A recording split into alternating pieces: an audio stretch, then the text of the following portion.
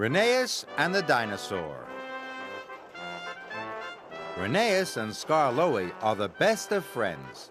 They love working together. And they enjoy shunting freight cars.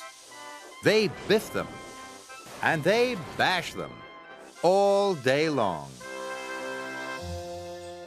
That summer, some men from the Sodor Museum had found some very old bones. When they put the bones together, they made the skeleton of a dinosaur. That morning, a photographer arrived on the island to photograph the dinosaur. Thomas was to take him to the transfer yards. At the transfer yards, Mr. Percival was talking to his engines. The dinosaur will soon be ready to go to the Sodor Museum, Mr. Percival said. I will need 2 very careful engines to collect it. Rheneas and Skarloey were very excited.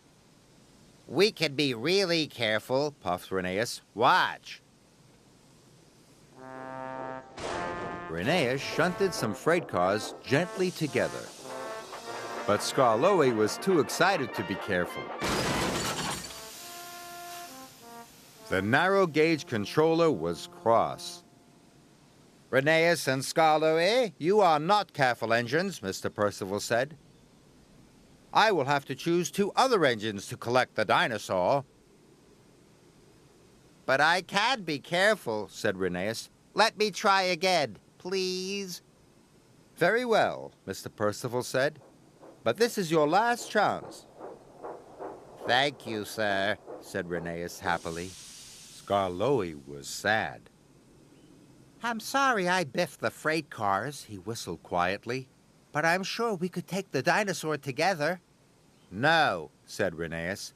I'll show Mr. Percival I can do it on my own. And he steamed away.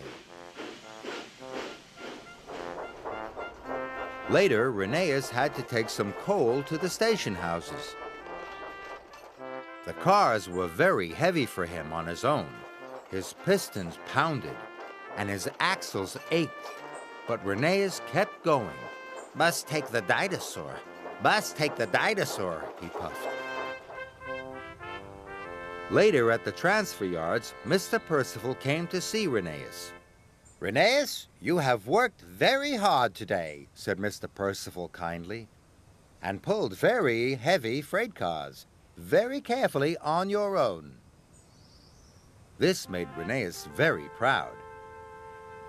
So, I have decided you can collect the dinosaur, Mr. Percival added. But are you sure you can do it on your own?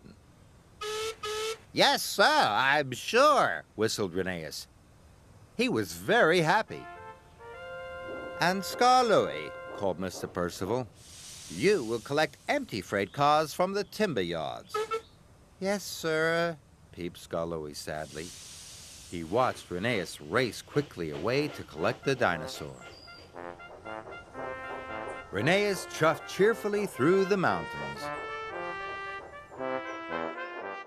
But when Rheneas arrived to collect the dinosaur, he was surprised. The dinosaur was very, very big. But Rheneas was sure he was strong enough to pull it. He coupled up to the flatbed and pulled with all his puff. He started to puff his way back to the yards. Rheneas blew his whistle as he puffed through Middle Station. Everyone thought the dinosaur skeleton was wonderful. And they all gave Rheneas a big cheer.